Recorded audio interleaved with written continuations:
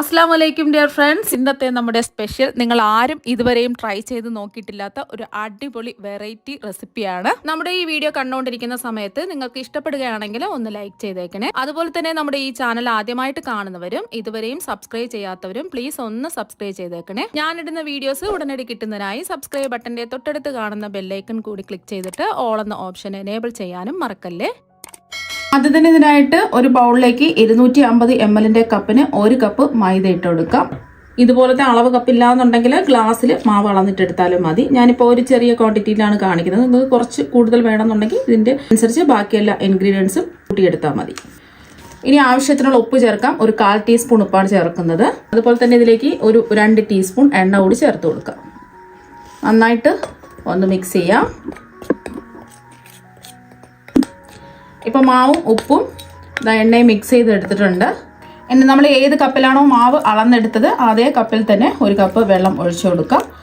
ആവശ്യമുണ്ടെങ്കിൽ പിന്നീട് നമുക്ക് കുറച്ച് വെള്ളം കൂടി ചേർത്ത് കൊടുത്താൽ മതി. ഇനി ഇതൊന്ന് നന്നായിട്ട് കട്ടകളൊന്നും ഇല്ലാതെ ഒന്ന് കലക്കിയെടുക്കാം. ഇതുപോലത്തെ ഒരു വിസ്ക് വെച്ചോ തടുത്തവി വെച്ചോ ഒന്ന് കലക്കിയെടുക്കാം. മാവങ്ങ് ഒരുപാടങ്ങ് ലൂസായി പോകാനും പാടില്ല, ഒരുപാടങ്ങ് കട്ടിയാവാനും പാടില്ല. ആ ഒരു രീതിക്ക് വേണം ബാറ്റർ റെഡിയാക്കി എടുക്കാൻ. ഇപ്പൊ കട്ടകളൊന്നും ഇല്ലാതെ മാവ് കലക്കി എടുത്തിട്ടുണ്ട്. അപ്പം ഈ ഒരു രീതിക്ക് വേണം നമ്മുടെ ബാറ്റർ റെഡിയാക്കി എടുക്കാൻ. നമ്മൾ എടുക്കുന്ന ഓരോ മൈദയ്ക്ക് അനുസരിച്ച് വെള്ളത്തിന്റെ അളവിന് വ്യത്യാസം ഉണ്ടാവും. അപ്പൊ അതിനനുസരിച്ച് കുറച്ച് വെള്ളം ഒഴിച്ചിട്ട് ബാറ്റർ റെഡിയാക്കി എടുക്കുക. ഒരുമിച്ച് അങ്ങ് വെള്ളം ഒഴിക്കരുത്. ഇനി നമ്മൾ കലക്കിയെടുത്ത മാവ് ഒരു കുക്കറിലേക്ക് അങ്ങ് ഒഴിച്ചു കൊടുക്കാം. ഫ്ലെയിം ഓണാക്കാൻ പാടില്ല. മാവ് കുക്കറിലേക്ക് ഒഴിച്ചു കൊടുത്തതിന് ശേഷം ഫ്ലെയിം ഓണാക്കാം. മീഡിയം ഫ്ലെയിം വെച്ച് കൊടുക്കാം. എന്നിട്ട് ഇതുപോലെ കൈവിടാതെ ഒന്ന് ഇളക്കി കൊടുക്കുകയും വേണം. കൈ വെച്ച് കുഴച്ച് ബുദ്ധിമുട്ടേണ്ട ആവശ്യമൊന്നുമില്ല. ഇതാകുമ്പോൾ ഈസി ആയിട്ട് നമുക്ക് പെട്ടെന്ന് തന്നെ മാവ് റെഡിയാക്കി എടുക്കാം.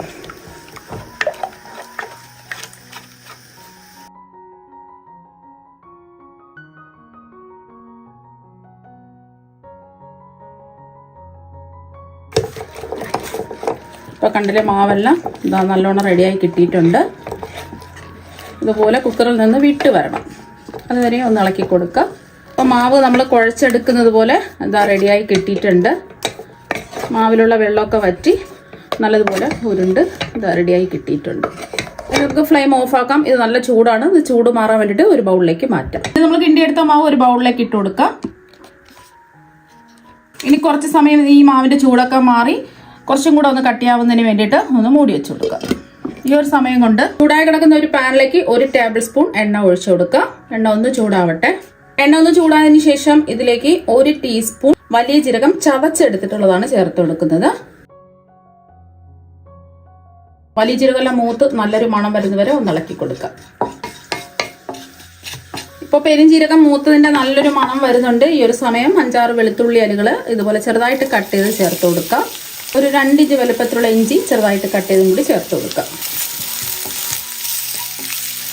ഇഞ്ചിയുടെയും വെളുത്തുള്ളിയുടെയും ഒരു പച്ചച്ചുവ മാറുന്നവരെ ഒന്ന് ഇളക്കി കൊടുക്കുക. ഒരു 10 സെക്കൻഡ് ഇളക്കി കൊടുത്ത് അതിൻ്റെ പച്ചച്ചുവയൊക്കെ ഒന്ന് മാറിയിട്ടുണ്ട്. ഇനി ഇതിലേക്ക് ഒരു വലിയ സവാള ചെറുതായിട്ട് കട്ട് ചെയ്തും കൂടി ചേർക്കാം. അതുപോലെ തന്നെ ഇതിലേക്ക് 3 പച്ചമുളക് ചെറുതായിട്ട് കട്ട് ചെയ്ത് ചേർത്ത് കൊടുക്കുക. എരിവില്ലാത്ത മുളകായതുകൊണ്ടാണ് 3 എടുത്തിട്ടുള്ളത്. എരിവുള്ള പച്ചമുളകാണെന്നുണ്ടെങ്കിൽ 2 ഒക്കെ എടുത്താൽ മതിയാവും. എരിവ് അവരവരുടെ ഇഷ്ടത്തിനനുസരിച്ച് കൂട്ടിയും കുറച്ച് എടുക്കാവുന്നതാണ്. ഇനി സവാള പെട്ടെന്ന് വഴന്ന് കിട്ടുന്നതിന് വേണ്ടിയിട്ട് കുറച്ച് ഉപ്പ് ചേർത്ത് കൊടുക്കാം. ഒരു 1/2 ടീസ്പൂൺ ഉപ്പ് ചേർക്കാം. ഒരുപാട് വഴന്ന് ഗോൾഡൻ നിറമൊന്നും ആവേണ്ട ആവശ്യമില്ല. ജസ്റ്റ് ഒന്ന് വാടി കിട്ടിയാൽ മതി. സവാളയൊക്കെ ഒന്ന് വാടി കിട്ടിയിട്ടുണ്ട്. ഈ ഒരു സമയം ഇതിലേക്ക് ഒരു മീഡിയം സൈസ് ക്യാരറ്റ് ചെറുതായിട്ട് കട്ട് ചെയ്ത് ചേർക്കാം. ക്യാരറ്റൊക്കെ ചെറുതായിട്ടൊന്ന് വെന്ത് വരണം. അപ്പോൾ ക്യാരറ്റൊക്കെ ഒന്ന് വെന്ത് വന്നിട്ടുണ്ട്. ഇനി ഇതിലേക്ക് ഒരു ക്യാപ്സിക്കം ചെറുതായിട്ട് കട്ട് ചെയ്ത് ചേർക്കാം. നിങ്ങൾക്ക് ഇഷ്ടമുള്ള വെജിറ്റബിൾസ് ഒക്കെ ചേർത്ത് കൊടുക്കാവുന്നതാണ്. ക്യാപ്സിക്കത്തിന് ഒരുപാട് വേവൊന്നുമില്ല. ജസ്റ്റ് ഒന്ന് ഇളക്കി കൊടുത്താൽ മതി. ഒന്ന് ഇളക്കി കൊടുത്തതിന് ശേഷം ഇതിലേക്ക് ചേർത്ത് കൊടുക്കുന്നത് ഉരുളക്കിഴങ്ങ് ചെറുതായിട്ട് കട്ട് ചെയ്തെടുത്തിട്ട് വേവിച്ചെടുത്തിട്ടുള്ളതാണ്. ഇതും കൂടെ ചേർത്ത് കൊടുക്കാം. ഒരു അത്യാവശ്യം വലുപ്പമുള്ള ഒരു ഉരുളക്കിഴങ്ങാണ് വേവിച്ചെടുത്തിട്ടുള്ളത്. ജസ്റ്റ് ഒന്ന് ഇളക്കി കൊടുത്താൽ മതി. ഇതിലേക്ക് ഫ്ലെയിം കുറച്ച് വെച്ചിട്ട് പൊടി ഐറ്റംസ് ഒക്കെ ചേർത്ത് കൊടുക്കാം. ഇതിലേക്ക് 1 ടീസ്പൂൺ കാശ്മീരി മുളക് പൊടി ചേർത്ത് കൊടുക്കാം. സാധാരണ എരിവുള്ള മുളക് പൊടിയാണെങ്കിൽ കുറച്ച് മുളക് പൊടി ചേർത്ത് കൊടുത്താൽ മതി.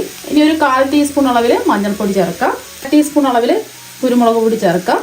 ഇനി ഒരു 1/2 ടീസ്പൂൺ ഗരം മസാല പൊടിയും കൂടി ചേർത്ത് കൊടുക്കാം. പൊടിയുടെ പച്ചമണം മാറി കിട്ടുന്നവരെ ഒന്ന് ഇളക്കി കൊടുക്കാം.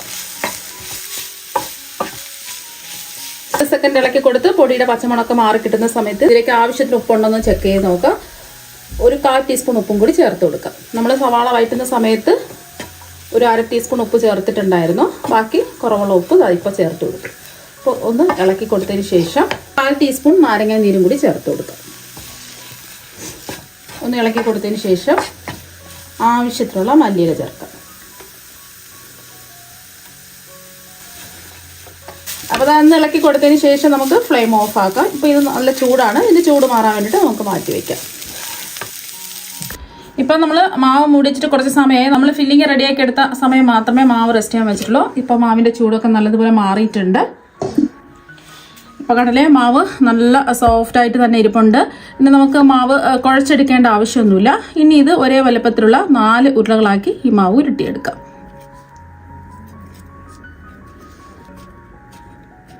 അഥവാ നിങ്ങൾക്ക് ഇതുപോലെ മാവ് റെഡിയാക്കി എടുക്കുന്ന സമയത്ത് ഒട്ടിപ്പിടിക്കുകയാണെന്നുണ്ടെങ്കിൽ കുറച്ച് മൈദ ഇട്ടിട്ട് ഒന്ന് ഉരുട്ടിയെടുക്കാം മാവ്. ബാക്കിയെല്ലാം ഇതുപോലെ ഉരുട്ടിയെടുക്കാം. ഇപ്പോൾ ഒരേ വലുപ്പത്തിലുള്ള 4 ഉരുളകളായിട്ട് മാവ് ഇതാ ഉരുട്ടിയെടുത്തിട്ടുണ്ട്. ജസ്റ്റ് ഒന്ന് ഉരുട്ടിയെടുത്താൽ മതി. നമ്മൾ ഉരുട്ടിയെടുത്ത ഒരു ഉരുള മാവ് എടുക്കാം. ഇതുപോലെ ഉരുട്ടിയ മാവ് എടുത്തിട്ട് കൈവച്ചിട്ട് ജസ്റ്റ് ഒന്ന് ഇതുപോലെ ഒന്ന് ചെറുതായിട്ടൊന്ന് പ്രസ് ചെയ്ത് കൊടുത്തതിന് ശേഷം പൊടിമാവിലിട്ട് ഒന്ന് കോട്ട് ചെയ്തെടുക്കാം. മൈദയിൽ തന്നെ കോട്ട് ചെയ്തെടുത്താൽ മതി. അപ്പോൾ മൈദയിൽ മാവൊന്ന് കോട്ട് ചെയ്തെടുത്തിട്ടുണ്ട്. ഇനി മാവിൽ കോട്ട് ചെയ്തെടുത്ത മാവ് കൗണ്ടർ ടോപ്പിൽ വെച്ചിട്ട് പരത്തിയെടുക്കാം.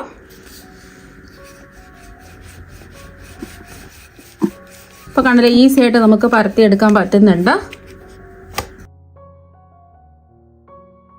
അപ്പോൾ അതാ ഇതൊന്ന് കനം കുറച്ച് പരത്തിയെടുത്തിട്ടുണ്ട്.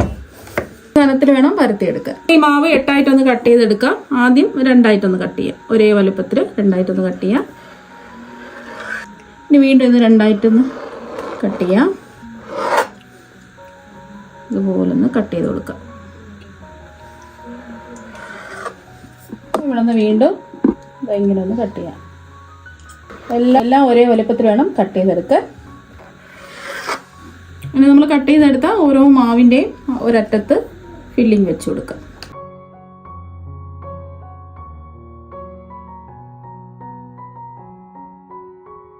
എല്ലാത്തിൻ്റെയും ഒരറ്റത്ത് ഫില്ലിംഗ് ഒക്കെ വെച്ച് കൊടുത്തു. കുറച്ച് മൈദ ഇതുപോലെ ഒന്ന് കട്ടകളൊന്നും ഇല്ലാതെ കട്ടിക്ക് ഒന്ന് കലക്കി എടുത്തിട്ടുണ്ട്. ഇതിൻ്റെ നമ്മൾ ഓരോന്നും മടക്കി എടുക്കുന്നതിൻ്റെ എല്ലാ വശവും കൈ വെച്ചിട്ട് ഇതുപോലെ ഒന്ന് തേച്ച് പിടിപ്പിക്കാം. ഇനിതാ ഇതുപോലെ 2 അറ്റവും ഇതുപോലെ ഒന്ന് കൂട്ടി പിടിക്കുക. ഇതുപോലെ ഒന്ന് പ്രസ് ചെയ്ത് കൊടുക്കുക. അപ്പോൾ ഇതുപോലെ ഒന്ന് പ്രസ് ചെയ്ത് കൊടുത്തു. നല്ലതുപോലെ ഒന്ന് പ്രസ് ചെയ്യണം. എന്നിട്ട് ഇതുപോലെ ഇവിടെ ഒന്ന് വെച്ച് കൊടുത്ത് ഒന്ന് പ്രസ് ചെയ്ത് കൊടുക്കാം. ഇത് നമ്മൾ കയ്യിലെടുത്തിട്ട് ഈ 2 അറ്റവും നമുക്കൊന്ന് പ്രസ് ചെയ്യാം. കണ്ടല്ലേ, 2 അറ്റവും ഇതാ പ്രസ് ചെയ്ത് കൊടുത്തു. അപ്പോൾ എല്ലാ വശവും നല്ലതുപോലെ ഒന്ന് ഒട്ടിച്ചു കൊടുക്കുക. ഈ ഒരു രീതിക്ക് വേണം റെഡിയാക്കി എടുക്കാൻ.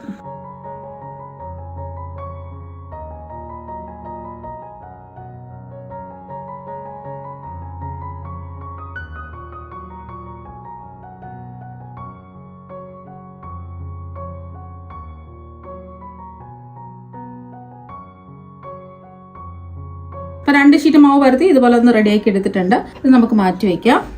വീണ്ടും അടുത്തത് നമ്മൾ മൈദയിൽ കോട്ട് ചെയ്തെടുത്ത മാവ് ഒന്ന് പരത്തിയെടുക്കാം. ബാക്കി 2 ഉരുള മാവ് ബാക്കി വെച്ചിട്ടില്ലേ, അതും ഇതുപോലെ തന്നെ നമുക്ക് പരത്തിയെടുക്കാം. ഇപ്പോൾ 2 രീതിയിലാണ് ഞാൻ സമോസ റെഡിയാക്കി കാണിക്കുന്നത്. ഒന്ന് നമ്മൾ കുറച്ച് ദിവസം ഈ ഷീറ്റൊക്കെ ഉണ്ടാക്കി സ്റ്റോർ ചെയ്ത് വെക്കാൻ പറ്റുന്ന രീതിയിലും അതുപോലെ തന്നെ പെട്ടെന്ന് റെഡിയാക്കി എടുക്കാൻ പറ്റുന്ന രീതിയിലും 2ആയിട്ടാണ് ഞാൻ ഈ സമോസ ഷീറ്റ് റെഡിയാക്കി കാണിക്കുന്നത്. അതൊന്ന് പരത്തിയെടുക്കാം.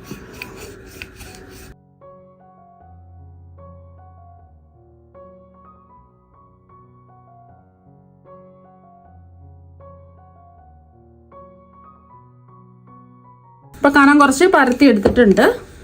ഇനി ഇതിൻ്റെ 4 വശവും ഒന്ന് കട്ട് ചെയ്ത് മാറ്റാം. ഇതിന് പ്രത്യേകിച്ച് ഷേപ്പൊന്നും വേണ്ട പരത്തി എടുക്കുന്നതിന്.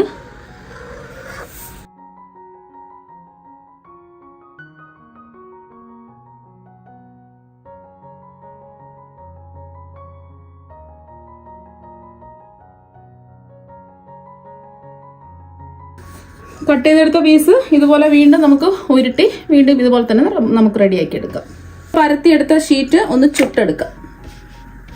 ചൂടായി കിടക്കുന്ന ഒരു തവയിൽ ഇട്ട് കൊടുത്ത് ജസ്റ്റ് ഒന്ന് മറച്ചിട്ട് ഒന്ന് ചെറുതായിട്ടൊന്ന് ചുട്ടെടുത്താൽ മതി. ഒരു വശം ചെറുതായിട്ടൊന്ന് വാടി വരുന്ന സമയത്ത് തിരിച്ചിട്ട് കൊടുക്കുക. നമ്മൾ ചപ്പാത്തിയൊക്കെ ചുടുന്നത് പോലെ അങ്ങ് ചുട്ടെടുക്കേണ്ട ആവശ്യമില്ല. ഇപ്പോൾ 2 വശവും ഇതുപോലെ ഒന്ന് വാടി കിട്ടിയിട്ടുണ്ട്. ഇതുപോലെ തന്നെ മറ്റേത് നമുക്ക് റെഡിയാക്കി എടുക്കാം. ചുട്ടെടുത്ത ഷീറ്റ് ഒന്ന് കട്ട് ചെയ്തെടുക്കാം. എല്ലാം ഒരേ വലുപ്പത്തിൽ ഒന്ന് കട്ട് ചെയ്തെടുക്കാം. 3ആയിട്ട് കട്ട് ചെയ്തെടുത്തു. ഇതുപോലെ ബാക്കിയിരിക്കുന്നത് നമുക്ക് റെഡിയാക്കി എടുക്കാം. 3ആയിട്ട് കട്ട് ചെയ്തെടുത്തിട്ടുണ്ട്. നമ്മൾ സമോസ ഷീറ്റ് പുറത്തുനിന്ന് വാങ്ങുന്നത് പോലെ തന്നെ ഇത് കിട്ടിയിട്ടുണ്ട്. ഇത് നമുക്ക് ഫ്രിഡ്ജിൽ കുറേ ദിവസം നമുക്ക് സ്റ്റോർ ചെയ്ത് വെക്കാൻ പറ്റും. എയർ ടൈറ്റ് ആയിട്ടുള്ള ഈർപ്പമൊന്നും ഇല്ലാത്ത പാത്രത്തിൽ ടിഷ്യൂ പേപ്പർ വെച്ചിട്ട് വെക്കുകയാണെന്നുണ്ടെങ്കിൽ കുറേ ദിവസം കേടുകൂടാതെ ഇരിക്കും. ആവശ്യത്തിന് മാത്രം ഫില്ലിങ് തയ്യാറാക്കി എടുത്തിട്ട് അതുപോലെ സമോസ റെഡിയാക്കി എടുക്കാൻ പറ്റും വളരെ വേഗത്തിൽ. അടുത്ത ഷീറ്റും റെഡിയാക്കി എടുത്തു. ഇതുപോലെ അടുത്തതും റെഡിയാക്കി എടുത്തിട്ടുണ്ട്. അപ്പോൾ അതാ കണ്ടല്ലേ, എല്ലാ ഷീറ്റും ഇവിടെ റെഡിയായി.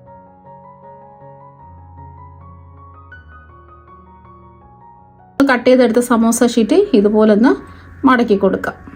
ഇവിടെ നമുക്ക് കുറച്ച് മൈദ വെച്ച് ഒന്ന് ഒട്ടിച്ചു കൊടുക്കാം.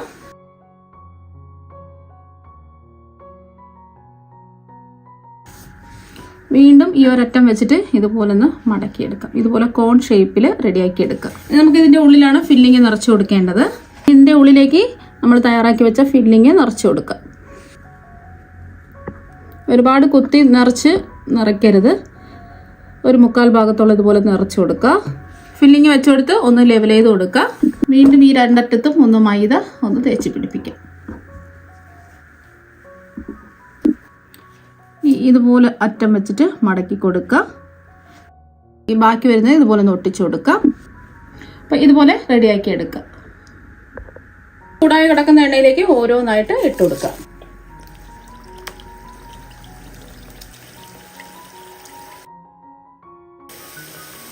വശം നല്ലൊരു ഗോൾഡൻ നിറം ആവുന്ന സമയത്ത് തിരിച്ചിട്ട് കൊടുക്കുക.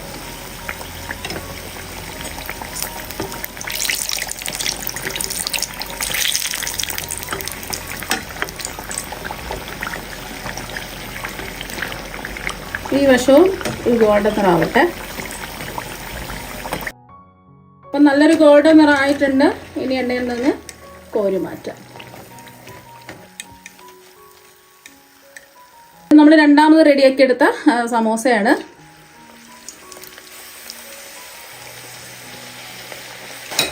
ഇത് നമുക്ക് ഒരു വശം ഒരു ഗോൾഡൻ നിറം ആകുമ്പോൾ തിരിച്ചിട്ട് കൊടുക്കാം. മീഡിയം ഫ്ലെയിം വെച്ച് കൊടുക്കാം.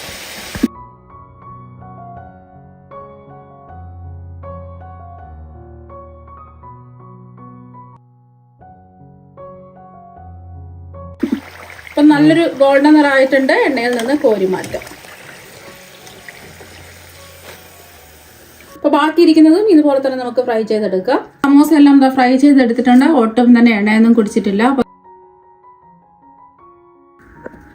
പുറത്ത് നല്ല ക്രിസ്പി ആയിട്ടിരിപ്പുണ്ട്.